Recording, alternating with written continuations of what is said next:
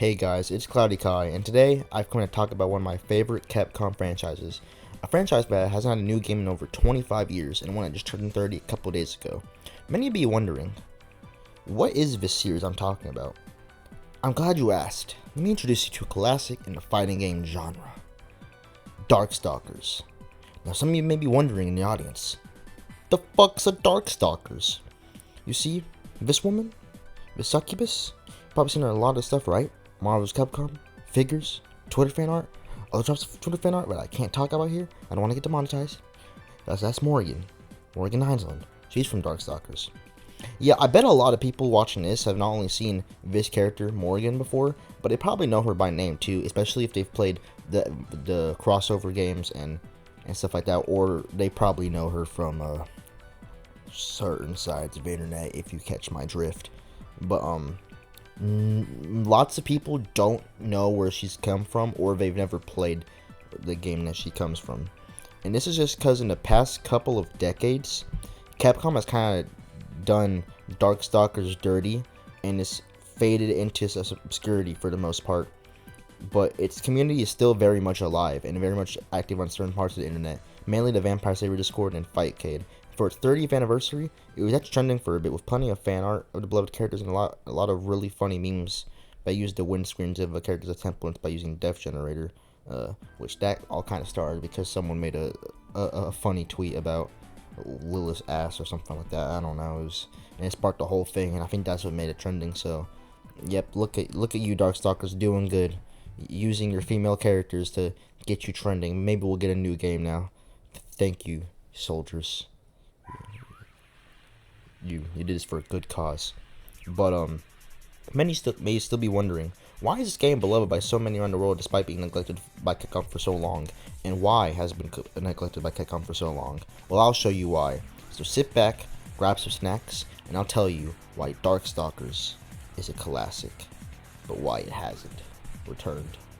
So Darkstalkers the Night Warriors was a game that first hit arcades around the world 30 years ago on July 12, 1994. It was actually quite the hit back when it came out, with it becoming Capcom's main fighting game outside of Street Fighter and being critically appraised.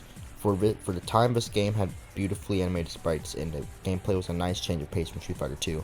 This is because Darkstalkers decided to go for a more chaotic and fast-paced style of combat compared to the former game that added a lot more excitement to the gameplay. This would also pave the way for pretty much every other fast-paced fighter going forward. So if you ever picked up this game and saying like, wow, this feels really similar to X fighting game, well, mostly because in some form or fashion, this fighting game or the characters in the fighting game were inspired by Darkstalkers in some way.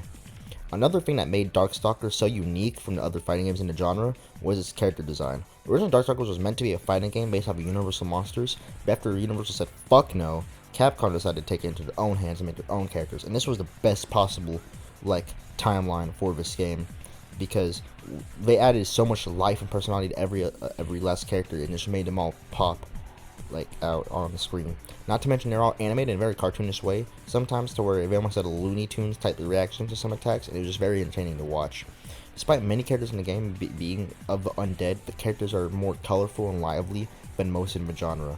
The most popular in this colorful cast of characters is of course Morrigan. She's a Scottish succubus who, instead of feeding off men's souls for sensual acts, feeds off excitement. Succubi in this world are basically dopamine fiends. She's one of the most powerful beings in Darkstalkers and is supposed to rule the Makai underworld, but instead neglects her position to have fun in the human world. She is a very carefree spirit who just wants to have fun. And she also has a sister named Lilith, who's technically also really just part of Morrigan's soul. It's a long story, just play Vampire Savior, they explained it there.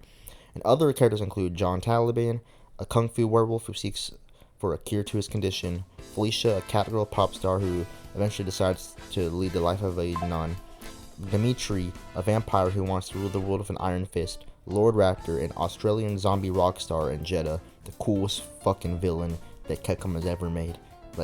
Might be the best villain ever. I just fucking love Jeddah. He's so cool. And of course, many more that I haven't even mentioned yet. And these are just the extremely popular characters I'm talking about right now. There's more, but I don't want to go into them right now because I don't want to be here for too long. So just play the game for yourself and see which one you like best. And then this series also received both a Western TV series, which was pretty bad. It just looked horrible. And an anime, which is actually pretty well animated. I just haven't watched it, but for honest, it looks like a fun watch. So it's definitely on my to-do list, because I definitely want to see if it's good or not. Because animation in the anime, or OVA or whatever it is, looks pretty good. They also have had their fair share of comics, and who can forget the many crossovers with other franchises such as the other Capcom games, Marvel and Tatsunoko. But when it comes to the series of games, they would hit their peak in 1997 with Vampire Savior of the Lord of Vampire, or Darkstalkers 3 in the States. Oh, and by the way, Darkstalkers goes by Vampire in Japan. It's a really confusing story. But to this day, it is still the most active and beloved game in the series, and it's the installment used the most in competitive tournaments. A couple years later in Japan, they would release Vampire Hunter 2 and Vampire Savior 2, which were the really just Ultimate Edition for the second and third games. But after that, there were no more new entries, and we only really got re-releases. This was due to Vampire Hunter 2 and Vampire Savior 2 not being as well received as the first 3 games. And in the late 2000s, they would show a CGI trailer that seemed to insinuate that the Darkstalkers were in fact not dead, with this infamous "the Darkstalkers are not dead," thing. And at first, actually plaintiff for that problem, but then some fuckhead at Capcom decided, hey, you know what? Let's make another re-release, even though we just made one a couple fucking years ago, and let's see if it sells as much as a brand new game would. Well, obviously, a fucking game won't sell that fucking much because you just made another re-release a couple years ago. Prior, not to mention, it's a fucking re-release. It's a fucking port.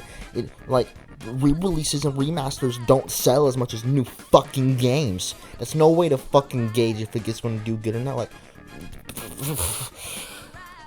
Sorry. So they canceled any idea of a new Darkstalkers. And while we did get a collection of all the games, Capcom Fighting Collection in 2022, besides that, there have been no new talks of a new Darkstalkers game. So how has this community stayed alive all of these years? Well, first of all, Morrigan. Yeah, Morrigan at this point has severe fucking back problems from carrying the series on her back, for decades at this point. I'd argue she's the reason why many people nowadays have discovered the series or been introduced to the series, because she's most likely the first character you'll hear about. And if it wasn't for her, many people might have never discovered Darkstalkers. But the community is also extremely loyal and devoted to the franchise, mainly on the Vampire Savior Discord, and also thanks to listening called Fightcade. Fightcade is an emulator that lets you play old arcade games, mainly retro fighting games, and not only that, we also had a simple form of rollback netcode and a simple to use AI, UI, letting you play games online with your friends and with other people online. It's just really cool, really fun experience. And it's the best way to play most retro fighters online in general, and Vampire Savior specifically as well. And to this day, it's still pretty active. So you can always find people playing it. I've been able to find people playing it like very recent too. So so it's still active enough to where you can find people online. But you may get your ass kicked a lot because there's a lot of experienced players. It's an older game. Take it from my personal experience, you will eventually improve and adapt and eventually get some wins. And there's also other less experienced players as well they can play against. So don't be deterred if you're a casual. There's probably other casuals there. Just don't play ranked. I would suggest. But besides Fightcade, this series seems it will lay dormant forever now, and we may never get another game. Rest in peace, my sweet Prince Darkstalkers. Unless, what if that wasn't the case? What if there was hope? Okay, real talk. It is very unlikely to get a new game, but hey. Capcom brought back Dead Rising after 8 years of being dead. We're finally getting MVC2 on modern consoles after we lost all hope of that. And Devil May Cry was dead for many years before it came back. And even the fact that we got the Capcom Fighting Collection for Darkstalkers games and the old fighting games, some people in my mind not even thought that was possible. They just thought after Resurrection, they were done. But who knows? Capcom recently seems to have a thing for bringing back its old franchises, so it's very possible Darkstalkers could be next on the chopping block with a brand new entry. And possibly, who knows, maybe at EVO this year, since this month is its 30th anniversary too, maybe at EVO this year we'll get an announcement of a new game for its 30th anniversary. which will be amazing since they really haven't done anything else for its 30th anniversary. But that's just my crazy conspiracy theory.